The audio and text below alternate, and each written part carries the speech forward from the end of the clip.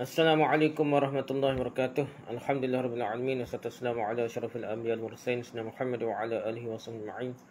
Rabbi shrah li sadri wa yassir li amri wa hlul 'uqdatam min lisani yafqahu amma ba'du. Kita sambung balik kitab kita ni, kisah-kisah tidak sahih di meja penceramah. Mengkaji bukan untuk merendahkan tetapi demi kebenaran dan keyakinan, oleh Ustaz Zulkhairi Imam Anwar. Kita masuk ke bab yang ke-11, topik yang ke-11. Kalimah ummati, umatku sebelum Rasulullah SAW wafat. Nah, kalimah umatku, ummati sebelum Rasulullah SAW wafat dah. Jadi betul ke tidak betul dah ceritanya. Okey, pendahuluan. Terdapat maklumat yang mendakwa Rasulullah SAW menyebut ummati, umat-umatku sebelum baginda Sallallahu Alaihi Wasallam wafat. Maklumat ini sering digunakan oleh asatizah, ustaz-ustaz, selebriti dan agamawan bagi menyatakan kasih dan sayangnya baginda sallallahu alaihi wasallam terhadap umatnya.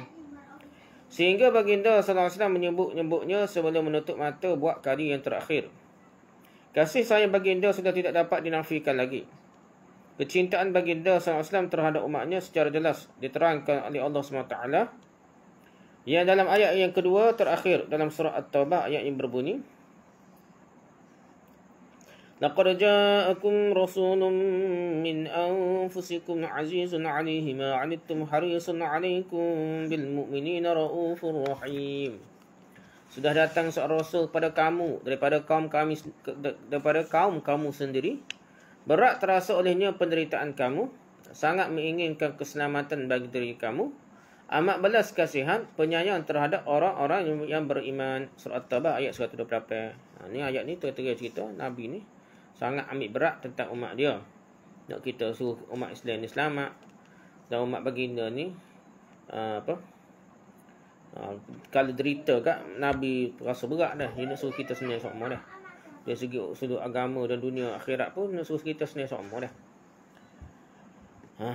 Okay, menurut sumber orang yang melaporkan maklumat di atas ialah Ali radhiyallahu. Jadi riwayat ni daripada riwayat Ali dah. Ini menunjukkan seolah-olah beliau yang mendengar secara langsung daripada mulut baginda sallallahu alaihi wasallam.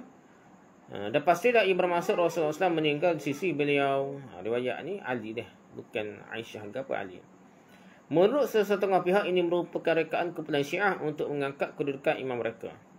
Pasal yang sahih dari Sahih Bukhari ke apa ceritanya, Nabi wafat di sisi apa di atas hibah Aisyah, bukan di sisi Ali. Macam mana Ali pula ada cerita dekat nak wafat dah. Yang hanya dekat sampai Nabi menghembuskan nafas terakhir, Nabi wafat, hanya di atas ribaan Aisyah saja dan tidak ada orang lain. Tidak ada Ali pun dekat tu dah. Yang Sahih Bukhari lah. Okey, sumber kisah dia. Selain itu ada pendapat mengatakan bahawa malaikat maut datang berjumpa dengan Rasulullah SAW dan memberikan pilihan kepada baginda sallallahu alaihi wasallam sama ada ingin meneruskan hidup atau dicabut nyawa dah.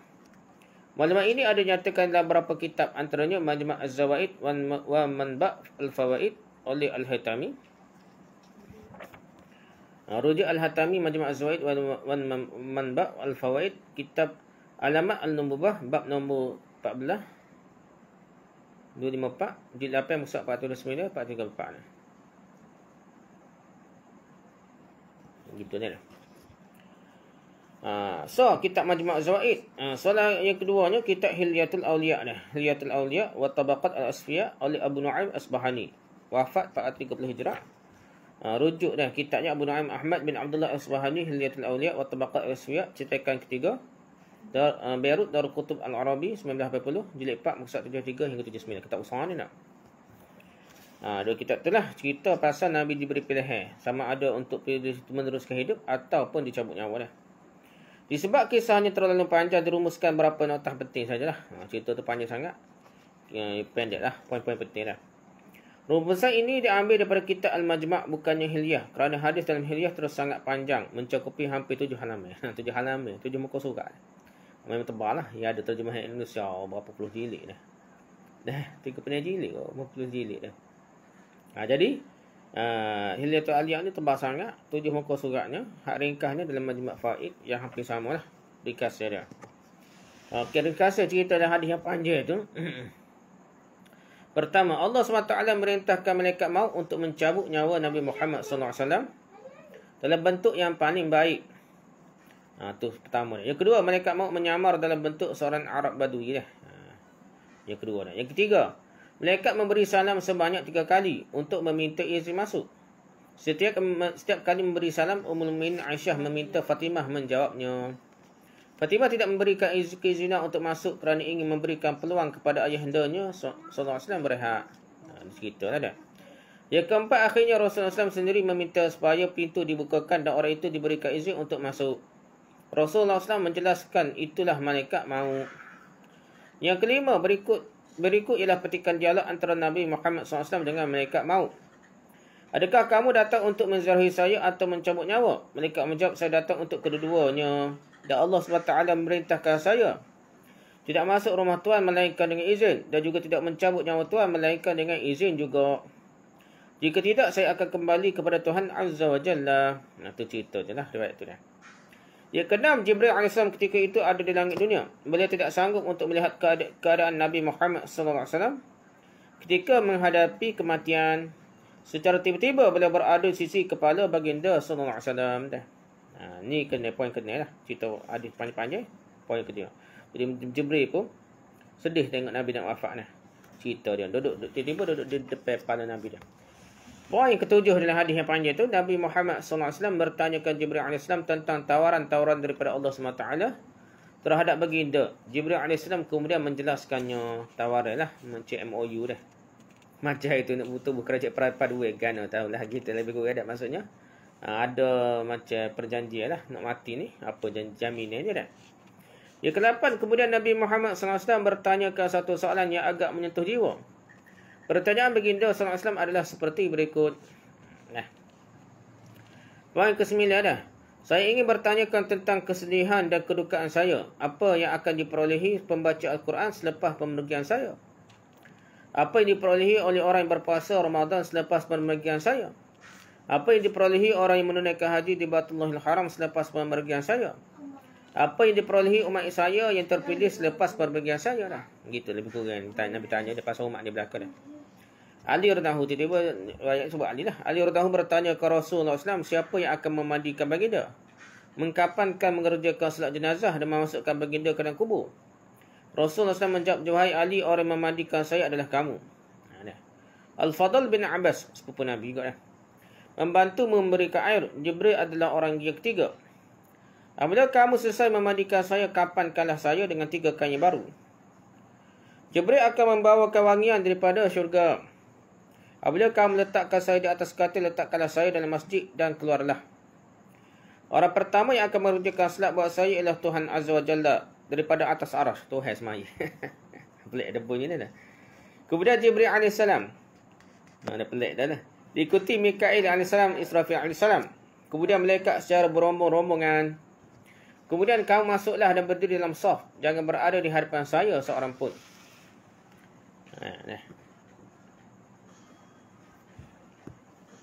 Berdiri dalam saf, jangan berada di hadapan saya seorang pun. Tahu tak?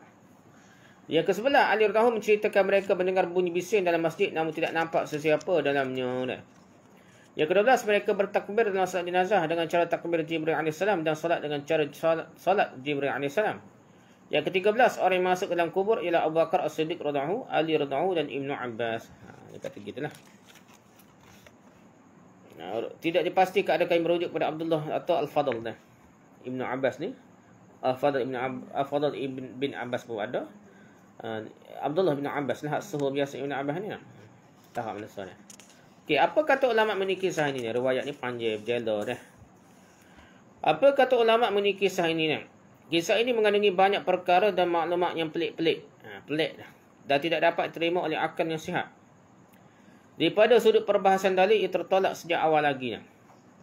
Pertama, soal pengurusan jenazah Rasulullah SAW. Kena tolak ke ni.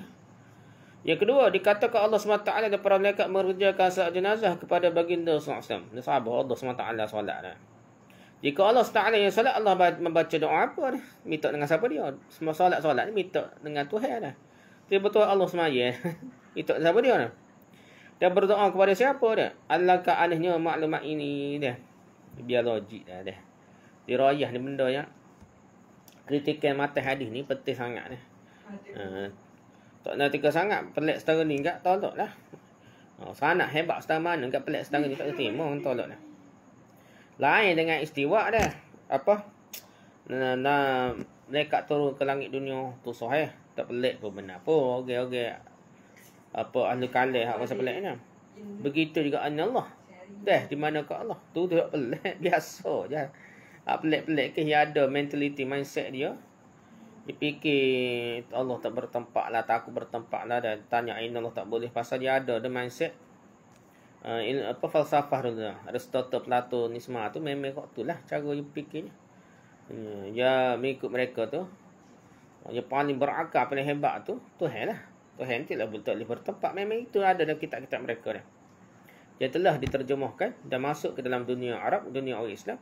Sehingga ada ulama yang terpengaruh. Gitulah ceritanya dah.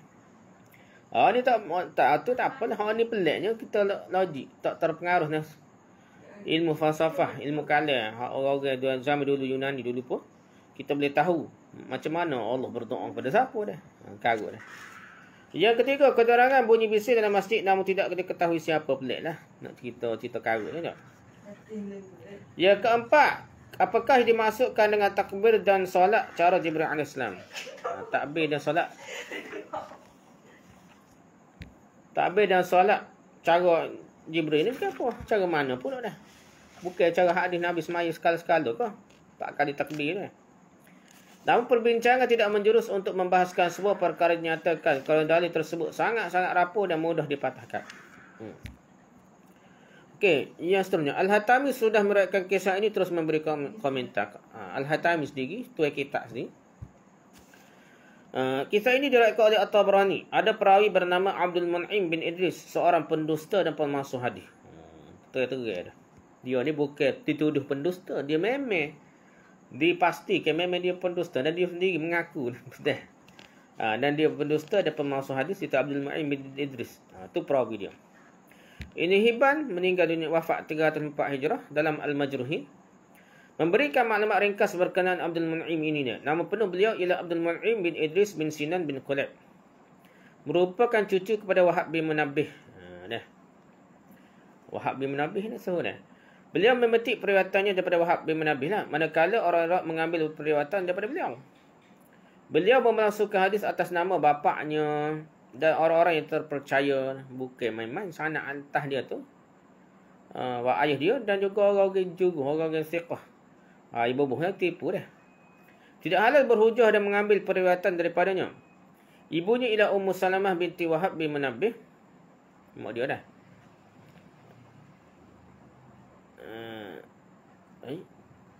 Wahab bin Munabbih ya ke? Meninggal pada tahun 200 Hijrah di Baghdad. Cucu je dah lah. Mak dia dah. Jadi dia Abdul Mun'im bin Idris bin Sinan bin Qulab. Jadi alik mak dia dah. Bukan bin Idris tu. Pak dia tu bukan alik pak ni dah. Dia alik mak. Hak kata Wahab bin Munabbih ni. Jadi cucu ni hak cucu lah. Bukan pak dah. Cucu je rekod hadis ni lah. Cucu je rekod. Okey. Tu hak Al-Haytami. Hak pendek dah dah. Sanad terdapat dalam kitab Hilyatul Awliya. Ni hak besar lah, kitab besar. Adalah Sulaiman bin Ahmad melaporkan kepada kami bahawa Muhammad bin Ahmad bin Al-Bara' melaporkan kepada kami bahawa Abdul Mun'im bin Idris bin Sinan melapor kepada kami daripada bapaknya, daripada Wahab bin Munabbih. Bapaknya Idris lah ni. Daripada Wahab bin Munabbih, daripada Jabir bin Abdullah dan Ibn Abbas. Keterangan berkaitan dengan Abdul Mun'im sudah nyatakan sebelum ini, pendusta besar lah, pemalsu hadis. Wahab bin Munabbih 114 Hijrah pula meskipun diiktiraf sebagai seorang istiqah, namun beliau banyak meriwayatkan perkhabaran Israiliyat. Ini masalah tu dia ni, Wahab bin Munabbih ni. Memanglah dia istiqah, tapi masalah dia banyak cerita pasal Israiliyat. Tafsir-tafsir Israiliyat ni bersumber daripada dia lah. Cerita pelik-pelik dah. Masalah utama pada saat ini ialah pada cucunya Abdul Mun'im lah. Dituduh. Bukan dituduh lah, memang dia pendusta dan pemalsu hadis. Okay, habis itu dah. Okay, benarkah Nabi SAW mengucapkan ummati sebelum meninggal dunia? Okay, terdapat satu hadis yang digunakan untuk memperihalkan perkara ini. Iaitu Ali radhiyallahu berkata, sesungguhnya ketika Rasulullah SAW berada pada penghujung nyawanya, baginda SAW menggerakkan kedua-dua bibirnya Saya mendekatkan telinga dan mendengar Rasulullah SAW berkata dengan perlahan, umatku, ummati. Namun tidak ada satu sumber yang absah untuk mengetengahkan riwayat ini. Terdapat kajian menunjukkan hadis ini ada dibawa oleh Syekh Uthman bin Ahmad Asy-Syakir Al-Khubawi. Meninggal dunia 1241 Hijrah dalam kitab beliau Durratun Nasihin tentang sumber asal penceritaannya. Cerita ummati ni kitab sebesar Hilyatul Awliya dan kitab Majma' Az-Zawaid pun tak jumpa. Hak adanya dalam kitab hanyalah kitab Durratun Nasihin, hak ummati-ummatin. Lagi pelik. Jadi penulis tidak menemuinya bukan bermaksud langsung tiada kitab silam yang membawakan hadis ini. Ada juga mendakwa ini merupakan rekaan kebenaran Syiah. Jadi cari-cari tak ada. Kita cari saya tak sebut ummati tapi cerita Kaidna Ali dekat dengan wafat Nabi sallallahu alaihi wasallam dia cerita lekat berupa dengan Arab Badui ke apa ni. Tu pun cerita daripada pendusta pemalsu hadis. Ni pula tak ada sumber lain. Kitab sepatutnya kitab ni 1241 Hijrah ni lewat benar dah. Dekat ni kita 45 kita lain ni dekat berapa ratus tahun, dekat 200 tahun ni. Maksudnya baru, kitab ni baru 200 tahun sebelum kita dah. 200 tahun ni zaman Syekh Petani gitulah dah. Zaman barulah dah. Kitab Durratun Nasihin tiba-tiba tak ada lagi kitab sebelum ni, cakap cari tak jumpa dah. Cari kitab-kitab hak panjang hadis dekat-dekat nak mati Nabi pun saat ni tu pun pemalsu hadis. Durratun Nasihin ni kitab baru dia benar tiba-tiba cerita benda hak tak ada lah kitab besar hak pemalsu hadis. Maksudnya lebih palsu daripada pemalsu hadis lah kitab ni. Gitu hadis ni. Nama hadis ni bertentangan dengan banyak maklumat lain yang ternyata lebih sahih. Kita nak banding, kita jangan baca hadis saja. Kita banding dengan hadis-hadis lain. Hak lebih kuat yang lebih sahih. Terlebih dahulu ditegaskan beberapa perkara. Pertama, Nabi Muhammad SAW meninggal di ribaan Ummul Mukminin Aisyah radhiyallahu anha. Jadi Nabi Muhammad SAW meninggal di ribaan Ummul Mukminin Aisyah radhiyallahu anha. Jadi periwayatan Ummul Mukminin tentang ucapan terakhir yang dilafazkan oleh baginda sallallahu alaihi wasallam dianggap sebagai sumber yang paling sahih dan tidak boleh dipertikaikan. Jadi hak cerita Nabi wafat depan Ali tak ada sahih. Ni Aisyah ni sahih. Di atas ribuan Nabi ni nak tunggu lama-lama siapa kau Nabi menghembuskan nafas terakhir di atas riba Aisyah. Itu sahih. Jadi ucapan terakhir pun Ummul Mukminin Aisyah je dengarnya, bukan Ali lah. Ali tak ada dekat tu, dekat Nabi lah. Masa Nabi meninggal. Yang kedua, tidak dinafikan sahabat-sahabat Nabi Muhammad SAW termasuk Ali radhiyallahu anhu kerap mengunjungi Rasulullah SAW di saat-saat baginda kering. Dekat Nabi wafat tu memanglah kering. Dan memanglah kerap sahabat-sahabat termasuk Ali pergi melawat. Kita kata dah. Di ziarah dan mereka turut meriwayatkan beberapa pesan terakhir baginda SAW. Namun tiada ucapan ummati. Sebagaimana yang didakwa. Tapi bukan betul-betul dekat wafat terus dah. Tapi dekat-dekat antara waktu nyazak tu lah. Tapi betul-betul mati terakhir tu betul-betul di atas riba Aisyah. Dan tidak ada orang lain. Walaupun orang melawat Ali ke siapa-siapa melawat, tetap Aisyah ada sekali lah. Lafaz itu direkodkan hanya disebutkan oleh Nabi SAW dalam beberapa keadaan sahaja seperti selepas baginda SAW membaca Al-Quran dan ketika kiamat. Ada hadis cerita Nabi ketika kiamat, ummati dan ketika Nabi baca Al-Quran sebut ummati bukan ketika Nabi dekat dengan wafat. Namun tidak direkodkan baginda SAW berkata sedemikian di saat baginda SAW gering dekat nazak telah seperti dibayangkan oleh seorang dua asatizah. Ustazah selebriti cerita gini lah dah. Okay, ucapan terakhir Rasulullah SAW. Apakah ucapan terakhir baginda SAW? Ada 3 riwayat. Yang lebih kuat lah 3 riwayat. Pertama, ini merupakan ucapan terakhir baginda SAW sebelum menghembuskan nafas yang terakhir. Diriwayatkan oleh Ummul Mukminin Aisyah radhiyallahu anha. Jadi hadis hak cerita Nabi dekat wafat ni tak ada orang lain, Aisyah lah dekat meninggal dah. Urwah bin Az-Zubair melaporkan sesungguhnya Ummul Mukminin Aisyah radhiyallahu anha berkata ketika Rasulullah SAW masih dalam keadaan sihat. Baginda bersabda, seseorang Nabi tidak akan diwafatkan sehingga diperlihatkan tempatnya di syurga. Lalu diberikan peluang untuk memilih. Ketika malaikat maut datang kepada baginda, ketika itu kepala baginda ada di atas pangkuan saya. Rasulullah SAW pengsan beberapa saat. Dah, atas pohon Aisyah tu, pengsan beberapa saat dah. Tidak lama kemudian baginda sedar kembali. Baginda menatap pandangan ke atas sambil mengucapkan, "Ya Allah, pertemukanlah saya dengan kekasih yang tertinggi dah." Ila rafiqil a'la lah. Ya Allah, pertemukan saya dengan kekasih yang tertinggi. Tu ucapan Nabi dah. Biasa sudah tu kecik gitu dah. Rujuk terdapat khilaf ulama tentang maksudnya antara Allah, para anbiya, malaikat, syurga, orang-orang soleh, Jibril, Mikail dan Israfil gitulah. Lihat artikel ini sebagai rujukan www.sa'id.net/monges3.htm gitulah.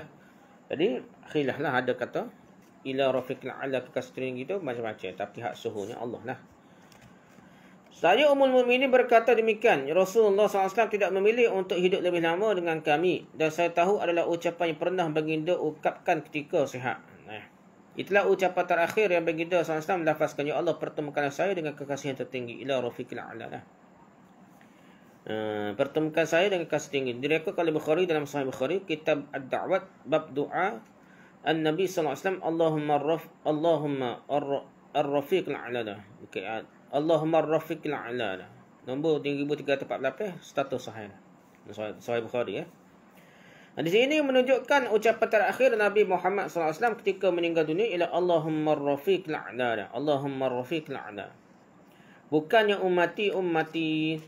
Sebagaimana yang didakwa. Bagi mengukuhkan hujah ini, Al-Bukhari membuat satu bab khusus yang diberi tajuk Al-Bab Akhir Ma Takallam Bihin Nabi Sallallahu Alaihi Wasallam. Yang diberi tajuk bab akhir yang mengatakan ucapan terakhir baginda sallallahu alaihi wasallam ialah Allahumma ar-rafiqil a'la. Allahumma ar-rafiqil a'la. Rasulullah SAW meninggal atas ribaan Ummul Mukminin Aisyah radhiyallahu. Pastilah beliau dapat mendengar dengan jelas ucapan akhir baginda sallallahu alaihi wasallam. Bukan macam dia duduk jauh, mari melawat pun jaga-jaga, walaupun kerak pun jaga-jagalah.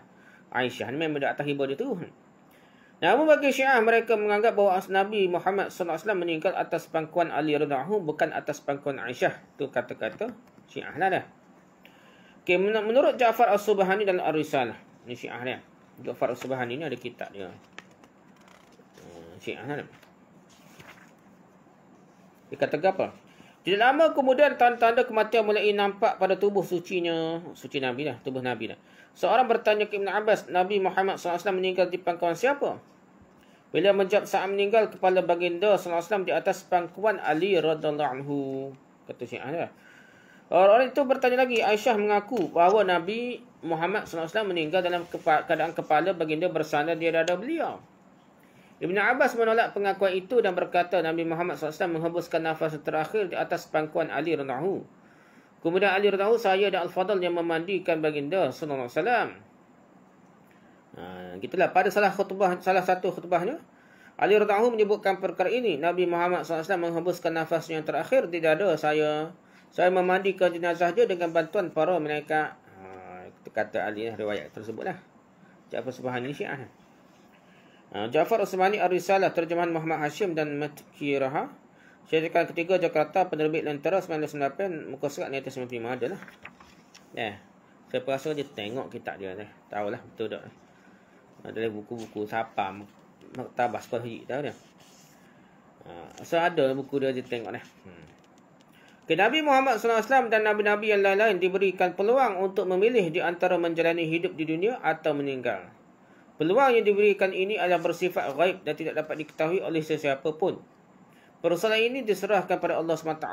Kalau betul pun dengan Nabi, bukan dengan kita dah. Boleh rujuk artikel islamqa.info dah. Jelasnya Nabi Muhammad SAW sudah membuat pilihan sebelum itu lagi untuk tidak hidup lama di dunia. Ini dibuktikan melalui dua hadis tersebut. Dua hadis tersebut cerita Nabi tak hidup lama lah. Abu Sa'id radhiyallahu berkata, sesungguhnya Rasulullah SAW duduk di atas mimbar. Kemudian baginda SAW berkata, seorang hamba diberi pilihan oleh Allah SWT antara kemewahan dunia dengan apa yang ada di sisinya, di sisi Allah lah. Dia memilih apa yang ada di sisinya. Abu Bakar radhiyallahu menangis. Tangisan banyak lah. Lihat Yahya bin Syarh bin Muri Al-Nawawi Al-Minhaj, Syarah Sahih Muslim, Tahqiq Hani Al-Hajj dan Imad Daqi Al-Barudi, Al-Qahrah Darul Tawqifiyah Litturath 2010, jilid 15 muka surat 16. Gitulah. Abu Bakar dah menangis. Kemudian berkata, kami menebus tuan dengan bapa-bapa dan ibu-ibu kami. Katanya Rasulullah SAW adalah orang yang membuat pilihan. Dan Abu Bakar dahulu yang paling mengetahui perkara itu. Nabi kecek kiasa gitulah. Tapi Abu Bakar pengen, itulah Nabi aja. Nabi ingin meninggalkan dunia lah. Untuk menuju Allah SWT dah. Hadis diriwayatkan oleh Muslim dalam Sahih Muslim, kitab Fadailus Sahabah. Bab min Fadail Abu Bakar As-Siddiq radhiyallahu anhu nombor 1332 status sahih. Dia khabar dan dia ustaz tu dia faham lalu bahawa Nabi, ini tandanya Nabi mengucapkan bahawa dia akan wafat lah. Walaupun ulama bersetuju Rasulullah SAW diberi keizinan untuk membuat pilihan, namun kisah malaikat maut datang dan berdialog dengan baginda SAW adalah tertolak dah.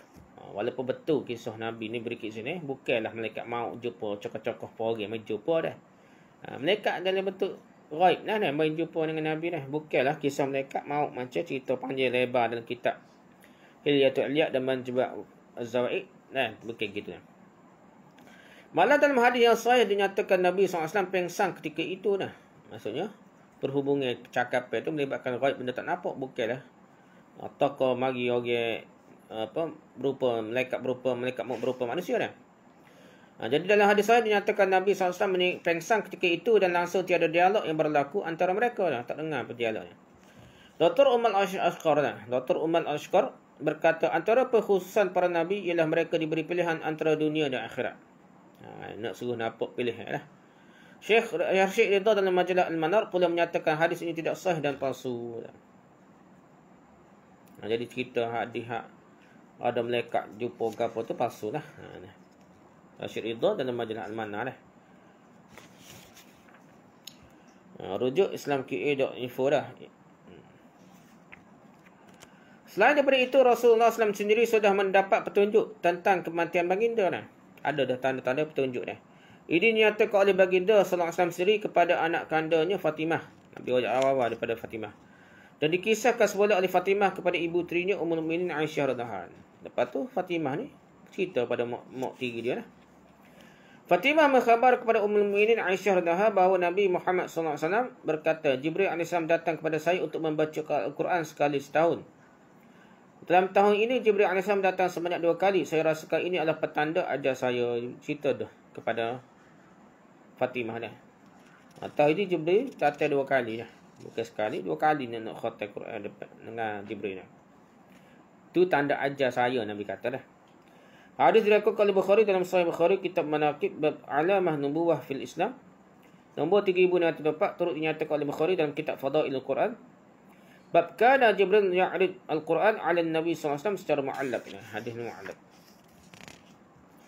Okey, poin seterusnya. Ini pula antara pesan-pesan terakhir Rasulullah SAW diriwayatkan oleh Ali bin Abi Talib radhiyallahu anhu. Okey, perkataan terakhir diucapkan oleh Rasulullah SAW selepas solat ialah bertakwalah kepada Allah dan jagalah hamba-hamba-Mu. Lepas terakhir dekat wafat Nabi, lepas main dia cerita ittaqullah, bertakwalah kepada Allah dan jagalah hamba-hamba-Mu.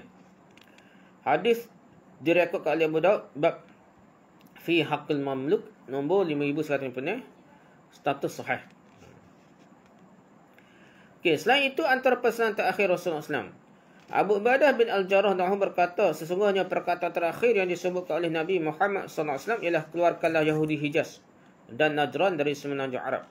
Itu pesan Nabi dah. Keluarkan Yahudi Hijaz, Yahudi di Mekah Madinah lah, dan Najran.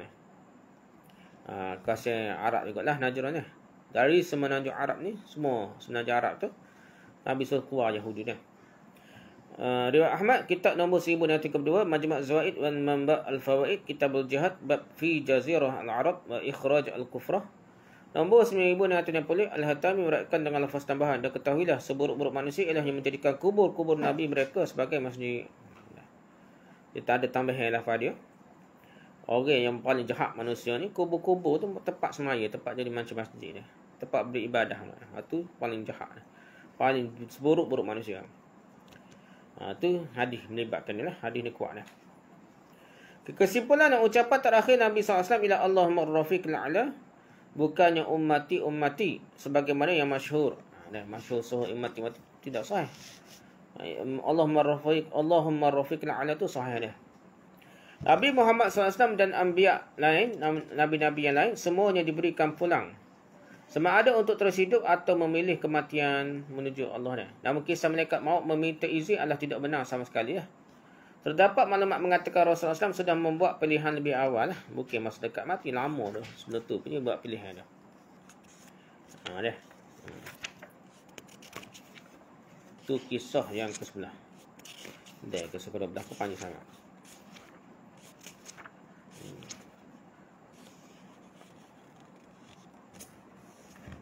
Kita bacalah selagi kisah ke-12. Kisah ke-12.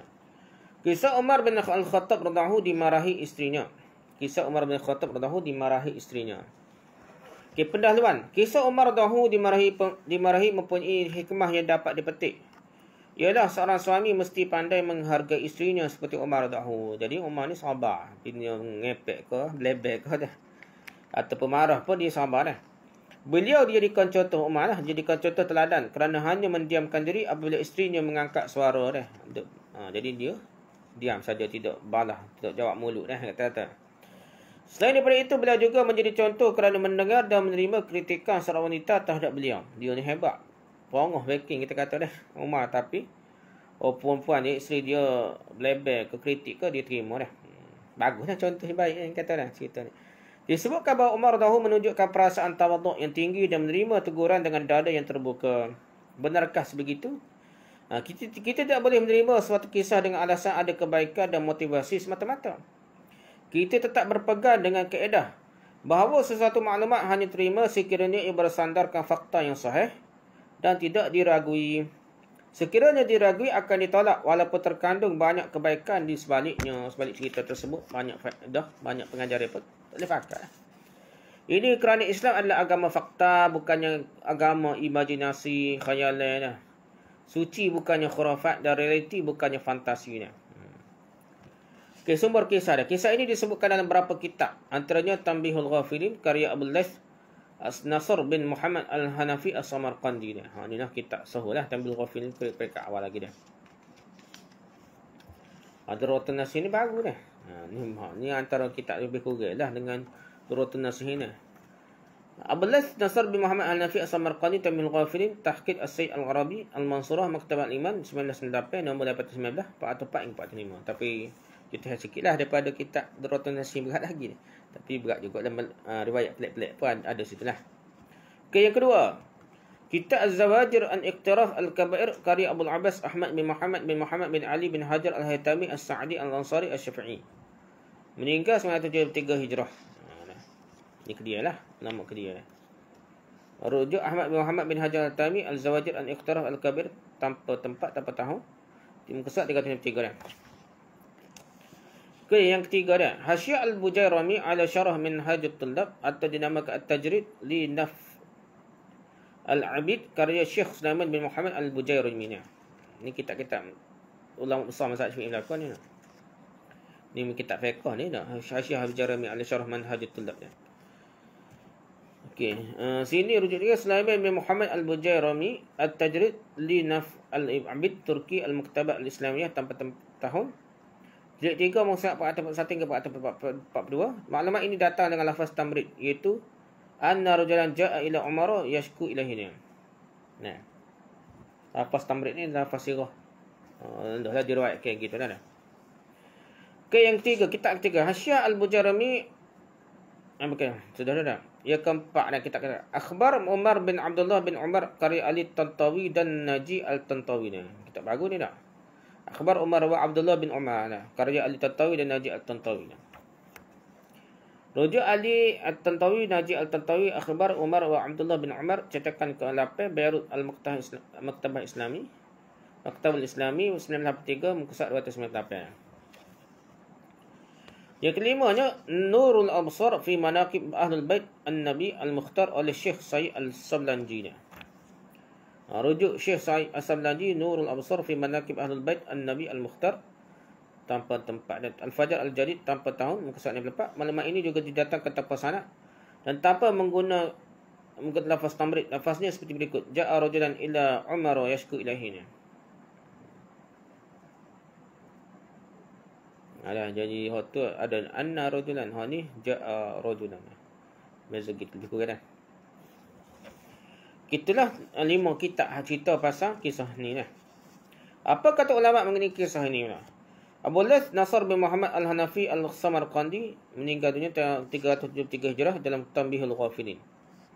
Disebutkan seorang lelaki pergi berjumpa dengan Umar dahulu untuk mengadu perbuatan isterinya. Apabila dia sampai di hadapan pintu rumah Umar dahulu, beliau mendengar isteri Amirul Mukminin Ummul Kulthum, isteri Umar lah, sedang berleter kepadanya. Lelaki itu berkata kepada dirinya, saya ingin mengadu kepada beliau tentang perbuatan isteri saya. Namun keadaan beliau ni, Umar ni, sama saja dengan keadaan saya. Lelaki itu pun melangkah namun dipanggil oleh Umar dahulu dan terus bertanyakan tujuannya. Lalu beliau menceritakannya, wahai Amirul Mukminin, saya datang ingin membuat aduan tentang perbuatan isteri saya yang suka berleter kepada saya dah. Berleter dah. Namun saya mendapati isteri tuan juga begitu. Lalu saya membuat keputusan untuk pulang baliklah. Umar dahulu berkata, wahai saudara, saya bersabar mendengar leterannya kerana beliau ada hak ke atas saya. Pertama, isteri saya adalah benteng antara saya dengan neraka dah. Lalu hati saya tenang daripada melakukan perbuatan haram dah. Jadi tidak tengok benda lain dah, ataupun tidak zina ke apalah pada isteri dia lah. Kedua, beliau yang menjaga harta saya apabila saya keluar dari rumah dah. Ketiga, beliau qassarah, pembersih atau pencuci baju saya dah. Membasuh pakaian saya. Keempat, beliau yang menyusukan anak saya. Kelima, beliau mengadu roti dan memasak untuk saya dah. Laki itu berkata, sungguhnya keadaan saya sama saja dengan Amirul Mukminin, namun saya tidak bersabar. Saya seharusnya bersabar. Dia kata gitulah cerita tu, sedap cerita dah. Okey, itu daripada kitab Tanbihul Ghafilin. Seterusnya, Abul Abbas Ahmad bin Muhammad bin Ali bin Hajar Al-Haytami As-Sa'di Ansari Asy-Syafi'i 973 Hijrah di dalam Az-Zawajir an Iqtiraf Al-Kaba'ir. Diriwayatkan seorang lelaki pergi berjumpa dengan Umar radhiyallahu untuk mengadu perbuatan isterinya. Dia berdiri di hadapan pintu rumah Umar radhiyallahu dan mendengar isteri Amirul Mukminin sedang berleter kepadanya, sedangkan beliau hanya mendiamkan diri dan tidak membalasnya. Lelaki tadi berpaling dan berkata kepada dirinya, jika begini keadaan Amirul Mukminin, bagaimana pula dengan saya? Khalifah lah Amirul Mukminin dah, Umar ni, ketua orang beriman dah. Ketika itu Umar radhiyallahu membuka pintu dan melihatnya berpatah balik. Lalu Umar radhiyallahu menyapanya dan bertanya, apa hajat saudara? Lelaki itu berkata, wahai Amirul Mukminin, saya datang ingin membuat aduan tentang perbuatan isteri saya yang suka berleter kepada saya. Namun saya mendapati isteri tuan juga sebegitu. Lalu saya membuat keputusan untuk pulang semula dan berkata, jika begini keadaan Amirul Mukminin dengan isterinya, bagaimana pula dengan saya dah? Umar dah berkata, wahai saudara, saya bersabar mendengar leterannya kerana beliau ada hak ke atas saya. Isteri saya memasak, mengadu roti, membasuh pakaian saya dan menyusukan anak. Sedangkan perkara itu tidak diwajibkan ke atasnya. Isteri saya juga menenangkan hati saya daripada melakukan perbuatan yang haram. Itulah sebabnya saya bersabar di atas leterannya. Lelaki itu berkata, wahai Amirul Mukminin, begitulah juga dengan isteri saya. Lalu Umar tahu membalas, bersabarlah wahai saudara, leteran mereka sekejap saja. Gitulah cerita dia. Lepas tu Ali At-Tantawi dan Najib At-Tantawi dalam karyanya Akhbar Umar wa Abdullah bin Umar. Ni ulama moden dah. Diriwayatkan seorang lelaki pergi berjumpa dengan Umar radhiyallahu anhu. Sirah Tamrid lah diriwayatkan. Untuk mengadu perbuatan isterinya nak. Dia berdiri di hadapan pintu rumah Umar radhiyallahu dan mendengar isteri Amirul Mukminin sedang berleter kepada Umar. Sedangkan beliau hanya mendiamkan diri dan tidak membalasnya. Lelaki tadi berpaling dan berkata kepada dirinya, jika begini keadaan Amirul Mukminin, bagaimana pula dengan saya? Ketika itu Umar radhiyallahu membuka pintu dan melihatnya berpatah balik. Umar dah menyapanya dan bertanya, apa hajat saudara? Apa hajat saudara? Lelaki itu menjawab, wahai Amirul Mukminin, saya datang ingin membuat aduan tentang perbuatan isteri saya yang suka berleter kepada saya. Namun saya mendapati isteri tuan juga sebegitu dah. Serupanya. Lalu saya membuat keputusan untuk pulang semula dan berkata, jika begini keadaan Amirul Mukminin dengan isterinya, bagaimana pula dengan saya? Umar dah berkata, wahai saudara, saya bersabar mendengar leterannya kerana beliau ada hak ke atas saya. Setakat itu dah. Okey, keterangan perbahasan dan hujah. Terdapat beberapa keterangan yang perlu diambil perhatian. Pertama, isteri Umar dahulu yang dimasukkan menurut riwayat yang dibawa oleh Abu Lath Al-Samarqandi ila Ummul Kulthum binti Ali. Itu riwayat daripada Abu Lath Al-Samarqandi terawal lah riwayat ni. Yang kedua, suara leteran Ummul Kulthum agak kuat sehingga dapat didengari dari luar rumah. Ngepek bleber ni. Kata dengar pas luar rumah dah. Leter tu sampai jiran dengar lah kita kata dah. Okey, perbahasan dan hujah tentang kebenaran kisah ini. Ulama sudah mengemukakan beberapa dalil untuk menolak keabsahan maklumat tersebut. Bukan sahaja kerana kisah itu diriwayatkan tanpa sanad dan dengan menggunakan lafaz tamrid. Sanad pun tak ada. Tanpa tamrid, lafaz tamrid ni lafaz sakit lah, maksudnya sirah ruya diriwayatkan dah. Malah terdapat beberapa maklumat lain yang turut dikemukakan oleh mereka, khususnya yang berkait dengan karakter dan sifat dan peribadi sahabat besar baginda sallallahu alaihi wasallam itu dah. Sebagai permulaan,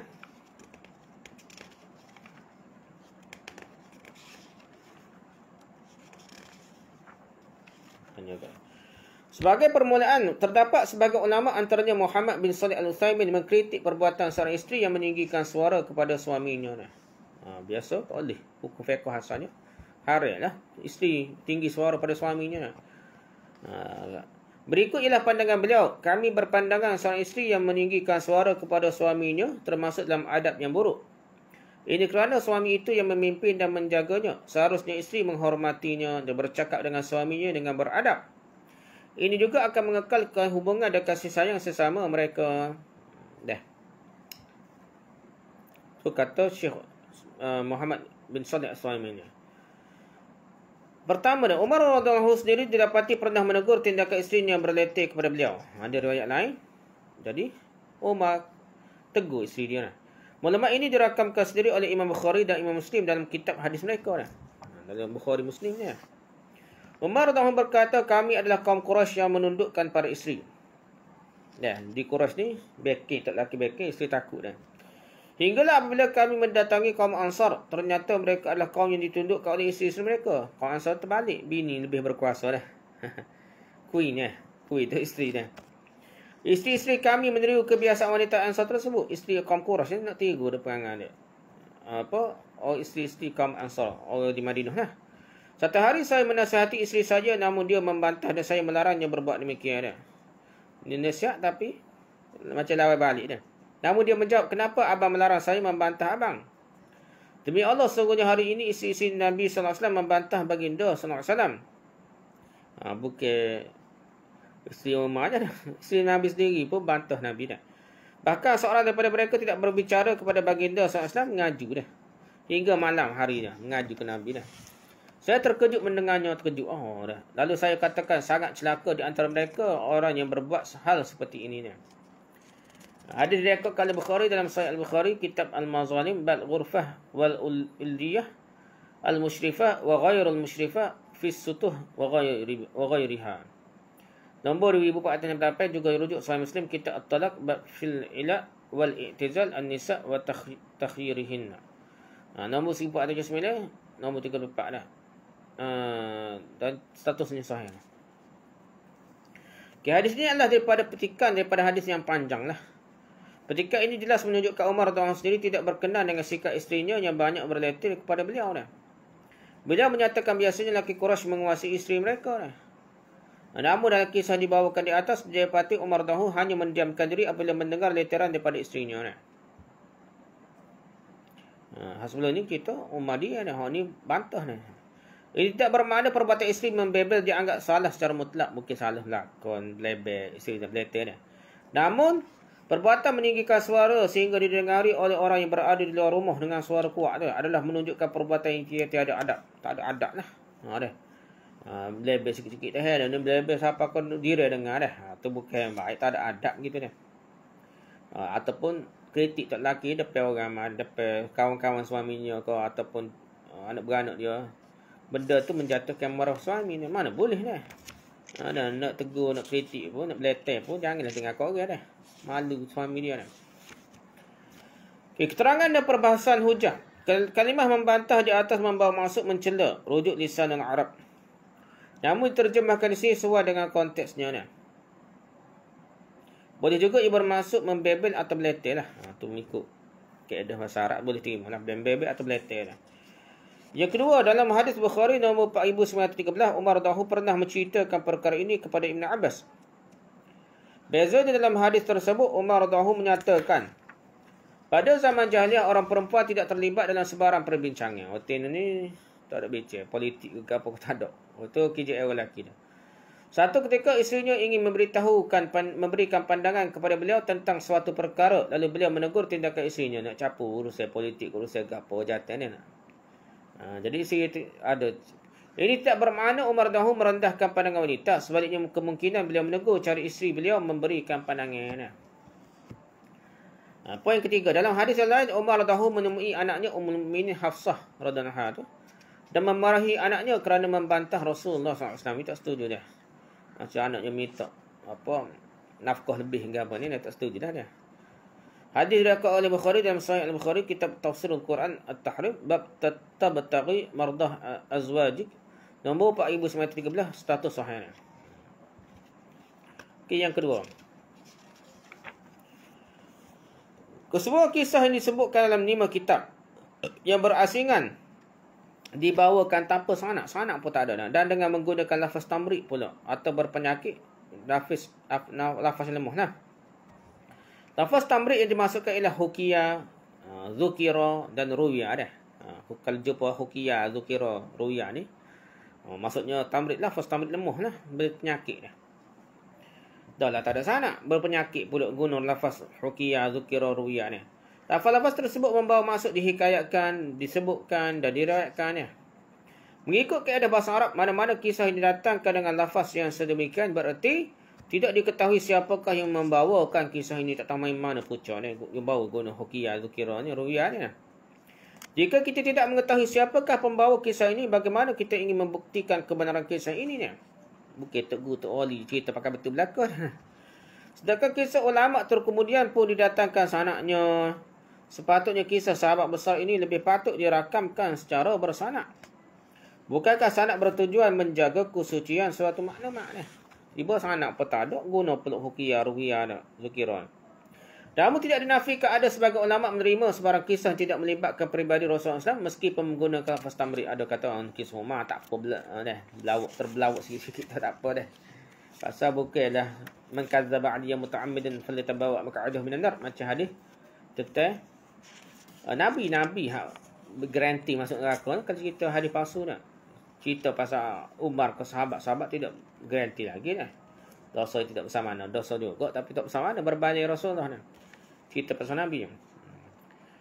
Poin ketiga dah. Abbas Mahmud Al-Aqad. Abbas Mahmud Al-Aqad menggambarkan Umar dahulu seorang suami yang penyayang dan sangat disegani dan dikasihi oleh isterinya.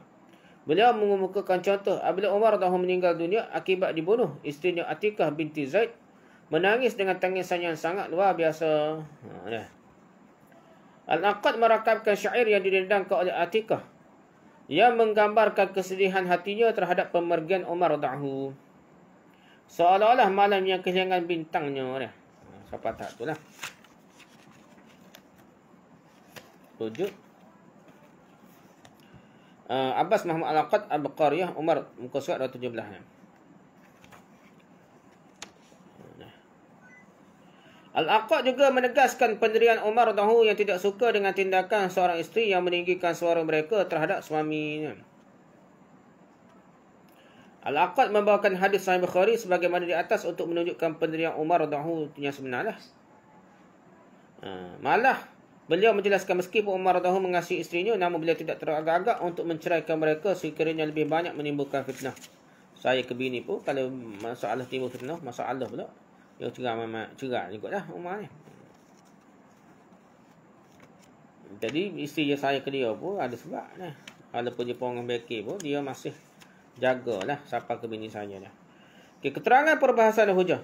Abbas Mahmud Al-Aqad tidak dinafikan banyak menimbulkan pandangan-pandangan kontroversi lah. Liberal lah sikit ni. Dan dipertikaikan oleh beberapa pengkaji. Namun tulisan beliau juga mengandungi banyak kebaikan dan banyak maklumat berharga yang harus dinilai secara adil. Jangan tuduh orang liberal kat pakar tak terima jahat belaka dah. Kita kena bersifat insaf, adil dah. Ni tak boleh sikit-sikit panggil ustaz ni terus kat. Kira bersama ahli bid'ah lah gapo dah. Padahal dia tu pesuh ustaz ni terus dah. Dia ni tulis salafi dah untuk boleh kita promosi ahli bid'ah lah gapo. Dah dia syok sendiri dah. Begitu juga setengah ni orang ni tuduh orang ni liberal, parti politik ni liberal dah. Dia ni suci bersih. Dia tidak semudah itulah. Dia tidak agama dan kehidupan kita tidak simplistik kita kata. Tidak semudah itu.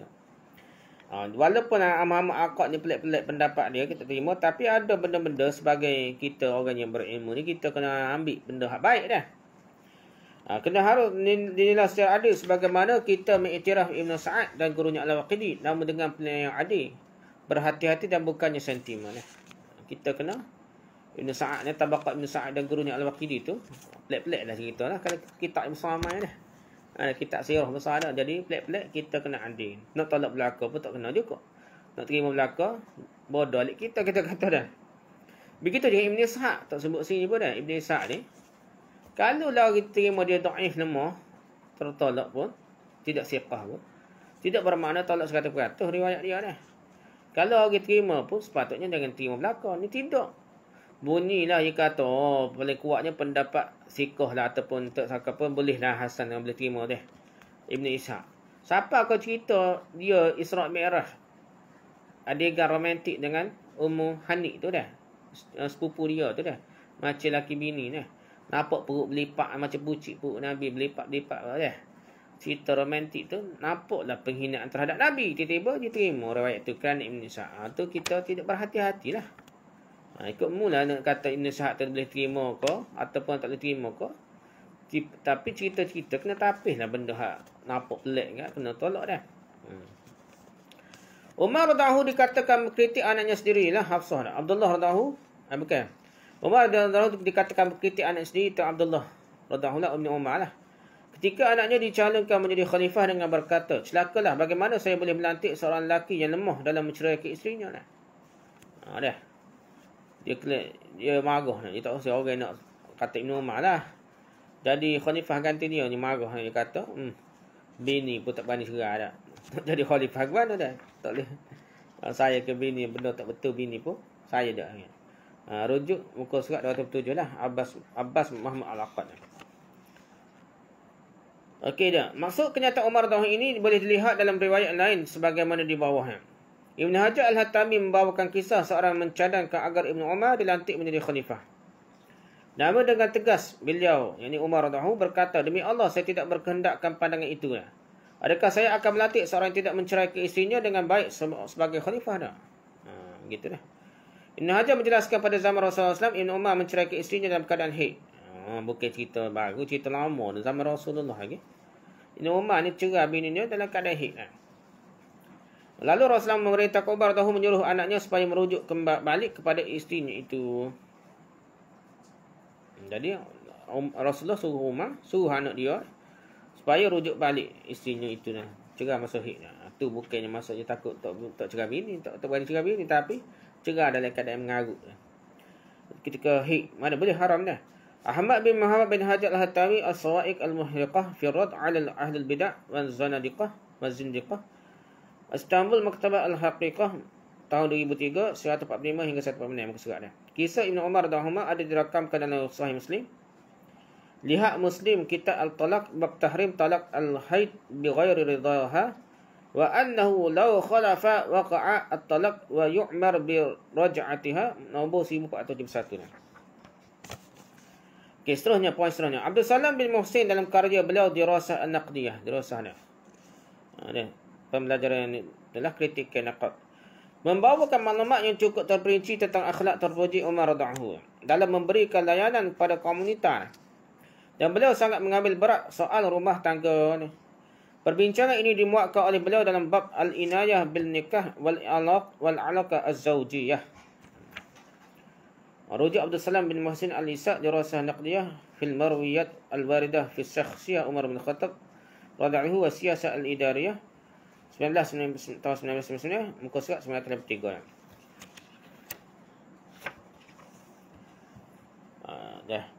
Yang seterusnya, poin seterusnya, Umar dahulu juga sangat pengasih terhadap anak-anak kecil. Seorang berasa pelik apabila beliau melihat beliau mengasihi anak-anak kecil malah menciumnya. Dia ni cium tu cara budak kecil dah.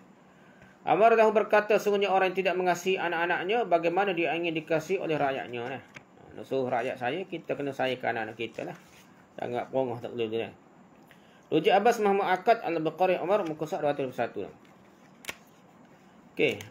Poin keempat dah. Umar dahulu digerani oleh kaum wanita sehingga mereka tidak berani bersuara di hadapan beliau. Perkara ini sudah dibuktikan oleh ulama-ulama hadis seperti Imam Bukhari dalam karya mereka seperti berikut. Muhammad bin Sa'id bin Abi Waqqas melaporkan daripada bapaknya radhiyallahu Umar bin Khattab radhiyallahu pernah meminta izin berjumpa dengan Rasulullah sallallahu alaihi wasallam. Ketika itu beberapa wanita Quraisy ada bersama dengan baginda sallallahu alaihi wasallam. Mereka sedang berbicara dan suara mereka menenggelamkan suara Nabi Muhammad SAW. Apabila Umar dahulu meminta izin untuk masuk, ke semua para wanita tersebut mengubah keadaan dan kedudukan mereka. Nak Umar masuk tak? Pakat gerung mereka. Sedang Umar dahulu masuk dan melihat keadaan baginda SAW yang tersenyum, beliau bertanya, apa yang menyebabkan tuan tersenyum, wahai Rasulullah? Nabi Muhammad SAW menjawab, saya heran dengan wanita yang bersama dengan saya. Apabila mereka mendengar suaramu, mereka segera mengubah keadaan dan kedudukan mereka kerana takut dan haibah terhadapmu. Rasa gerung terhadapmu. Umar dahulu berkata kepada para wanita tersebut, apakah kamu semua berasa haibah gerung terhadap saya tetapi tidak kepada Rasulullah SAW? Tak gerung, tak rasa heboh pada Nabi. Para wanita tersebut menjawab, ya, kerana kamu lebih dahsyat dan lebih keras berbanding Nabi Muhammad SAW. Lalu Rasulullah SAW bersabda, jangan pedulikan mereka, wahai Ibn Khattab.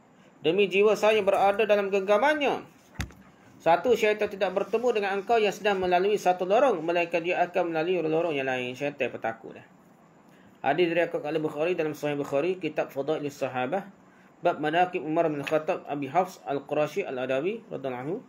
Nombor 3693, Muslim, Kitab Al-Fadailis Sahabah, bab Min Fadail Umar radhiyallahu anhu, nombor 2396. Dan berdua status sahih. Hadis ini terang-terang menunjukkan kekuatan dan ketegasan Umar dahulu sehingga kaum wanita berasa amat takut terhadap beliau. Bahkan mereka terus berdiam diri bukan kerana diherdik oleh Umar dahulu, sebaliknya hanya dengan melihat beliau memasuki majlis tersebut. Tengok Umar masuk majlis pun pakat gerung belaka puan. Okey, keterangan perbahasan dan hujah. Berdasar keterangan yang diberikan oleh Al-Hafiz Ibn Hajar Al-Asqalani dalam Fathul Bari dan Anawi dalam Al-Minhaj. Ahmad bin Ali Muhammad bin Hajar Asqalani tahun 2000 dan Fathul Bari Umman Baitul Afkar Ad-Dawliyah jilid 7 muka surat yang benar hingga 7. Dan Abu Zakar Yahya bin Sharaf bin Muri Al-Nawawi Al-Minhaj fi Syarah Sahih Muslim bin Al-Hajjaj Umman Baitul Afkar Ad-Dawliyah jilid 16 muka surat 1 benar. Atau rujuk tentang ni lah. Ada Ibn Hajar dan Imam Nawawi dah. Hadis ini bukan menunjukkan kelebihan Umar dahulu ke atas Rasulullah SAW. Malah itu sangat mustahil. Hadis ini menceritakan tentang kekerasan dan ketegasan beliau sehingga ditakuti. Sedangkan Rasulullah SAW seorang yang sangat lembut hati dan dihormati. Gitu poin dia. Bukan nak cerita tak hebat, tapi nak ceritanya Umar ni orang gerung lah. Kan dia kerah tegah dah. Nabi ni lembut dah. Yang kedua syaitan melarikan diri apabila terserempak dengan beliau. Ini pandangan yang lebih dipilih oleh An-Nawawi berbanding qadiyat yang memahaminya sebagai kiasan. Qadiyat ni takwil qiyas lah dah. Nawawi kata apa nak takwil ni logik gitulah dah. Namun ini bukanlah menunjukkan beliau merupakan seorang maksum ni, bukan maksum, tapi dia nak ceritanya gerung dekat setan pergerung kecil buruk dengan Umar ni. Poin ketiga dah, sahabat-sahabat yang ni kaum wanita bukan meninggikan suara di hadapan Nabi SAW kerana kurang adab nah. Terdapat beberapa pandangan ulama berkenaan perkara ini, antaranya A. Ini adalah tabiat mereka dah. Perempuan ni biasa kecil banyak dah. B. Suara menjadi kuat apabila semua orang ingin bercakap sesama mereka lah. Bila jadi mereka berbisik-bisik sama mereka sehingga lama-lamanya kelamaan ia menjadi semakin kuat. Sebagaimana kebiasaan wanita pada masa sekarang serupalah. Zaman dulu ke zaman learning perempuan ni kecil banyak dah. Faktor berbisik-bisik adalah banyak seperti ingin berbincang sama mereka tentang persoalan yang seharusnya mereka lontarkan pada Rasulullah SAW. Ada juga dah. Poin kelima dah. Ibn Abbas radhiyallahu pernah menceritakan kegerunan beliau terhadap perwatakan Umar radhiyallahu dah. Ibn Abbas bergerun dah. Sehingga terpaksa menangguhkan satu persoalan selama setahun. Ini disebutkan dalam hadis seperti berikut. Ubaid bin Hunain melaporkan, sungguhnya beliau mendengar Ibn Abbas melaporkan, sudah setahun saya ingin bertanyakan Umar dahulu tentang makna satu ayat. Namun saya tidak berani bertanyakannya kerana gerun dengan kewibawaannya. Hadis diriwayatkan oleh Bukhari dalam Sahih Bukhari, Kitab Tafsir Al-Quran At-Tahrim, bab tabtaghi mardah azwajik, nombor 4933, 4913, hadis status sahih. Jadi hak ni Umar Ibn Umbah ni memang banyak belajar daripada Umar Al-Khattab lah. Ilmu Umar Al-Khattab tu banyak disalurkan kepada Ibn Abbas. Jadi banyak ni belajar ni. Jadi bila gitu gerung lah. Dalam kenyataan seterusnya, Ibn Abbas mempunyai kesempatan untuk bertanya ke Umar radhiyallahu tentang ayat tersebut ketika mereka pulang daripada menunaikan haji. Ibn Abbas mengaku kepada Umar radhiyallahu bahawa beliau amat mengguruni kewibawaan sahabat besar Nabi Muhammad SAW itulah.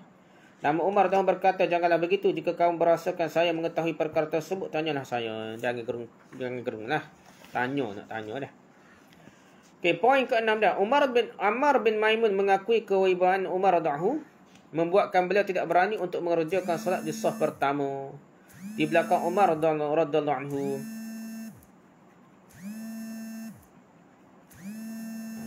Salah. Sudah. Dik kita saya tengok segmen. Isya telefon. Ammar bin Maimun mengakui kewibawaan Umar radhiyallahu membuatkan beliau tidak berani untuk mengerjakan solat di saf pertama. Di belakang Umar radhiyallahu kata-kata beliau dirakamkan oleh Abu Nu'aim Asfahani wafat pada 30 Hijrah dalam karya beliau Hilyatul Awliya.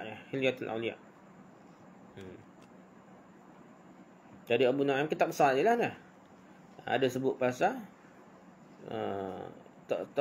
dari Ammar bin Maimun ni gerung nak semaya di saf pertama di belakang Umar dah.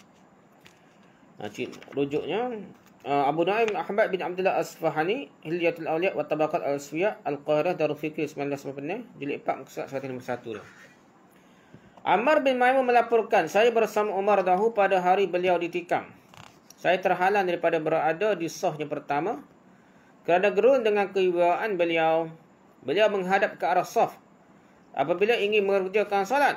Apabila beliau melihat ada kaki orang terkehadapan atau terkebelakangnya, sesenang saf yang tidak betul, maksudnya depan belakang dah. Beliau membetulkannya dengan menggunakan tongkat. Itulah yang menghalang saya daripada berada di saf yang pertama ni. Betul dengan tongkat gerung lah. Dah berbawa beliau dah. Kesimpulannya. Kesimpulan pertama dah. Perbuatan isteri berleter kepada suami adalah perkara yang biasa saja dah dan diterima sebagai normal dah. Kita tidak menganggap itu sebagai perkara dosa kecuali apabila isteri menggunakan bahasa yang kesat dan kasar. Dosa lah. Kesat, kasar, tinggi suara dengan kau jirik, kau sebelah jatuh maruah suami, yang itu haram. Yang kedua, sahabat lelaki kalangan Ansar sangat berlembut dan bersabar dengan isteri-isteri mereka. Ini bukan menunjukkan kedayusan mereka, sebaliknya kesabaran yang tinggi. Manakala sahabat kalangan Quraisy lebih menyerendahkan kewibawaan mereka dan daya kepimpinan mereka di hadapan isterinya. Kedua-dua sikap ini baik dan perlu mendapat adunan yang secukupnya. Perlu berlaku kisahnya. Yang ketiga, sifat itu boleh berlaku. Dia kena cara. Yang ketiga, kisah ini turut bermasalah disebabkan tiada maklumat menyebutkan siapakah lelaki yang pergi mengadukan hal tersebut kepada Amirul Mukminin radhiyallahu. Dalam bahasa lain, lelaki ini adalah majhul, tidak dikenali. Yang ketiga, yang keempat, meninggikan suara sehingga melebihi keperluan sehingga kedengaran di luar rumah perlulah dijauhi kerana ia bukan sahaja dilarang dalam agama, bahkan boleh menimbulkan fitnah. Cakap beleter dengan keluar rumah ni bukan dia. Yang kelima, agak mustahil seorang muslimah yang cemerlang seperti Ummul Kulsum yang merupakan cucu kepada Rasulullah. Siapa dia Ummul Kulsum ni? Jadi anak isteri Umar. Ummul Kulsum cucu Nabi ni. Kahwin dengan Umar dah. Yang merupakan cucu kepada Rasulullah SAW meninggikan suara lebih daripada hak yang sepatutnya, tak mungkin lah. Cucu Nabi, perangan gitu dah. Yang ke-6, kemungkinan kisah ini masih boleh ditakwilkan dengan pelbagai tafsiran, namun kelemahan utama kisah ini tetap tidak dapat dinafikan. Iaitu kisah ini datang melalui sumber yang tidak pastinya. Sanad pun tak ada. Kita tidak mengetahui siapakah yang membawa ke kisah ini. Start mana, punca mana, tak tahu dah. Yang ketujuh, kisah ini tidak melibatkan akidah. Jika ia tidak perlu diperbahaskan sehingga menimbulkan sengketa, sebaliknya kita berlapang dada lah. Sekiranya kisah ini benar, kita berkeyakinan bahawa Ummul Kulsum binti Ali tidak pernah meninggikan suara secara kasar, tetapi beliau meninggikan tanpa sedar dah. Ni pun tengok Ummul Kulsum binti Ali, anak Ali lah, cucu Nabi dah. Jadi dia kahwin dengan suaminya Umar Al-Khattab. Jadi tidak timbul Ali ni balah dengan Umar dah. Tadi Syiah kata dah. Memang biasa berbesan ni dekat-dekat dah. Ali ni kau cucu Ali dia suruh ke Umar dia untuk lelaki sebagai suami kepada Ummul Kulsum ni. Dan dah. Jadi tidak secara kasar lah, tapi tanpa sedar kalau keras sikit suara dia. Kalau kita kata betul kisahnya. Atau kerana suara perempuan kedengaran nyaring, halus atau kuat lah.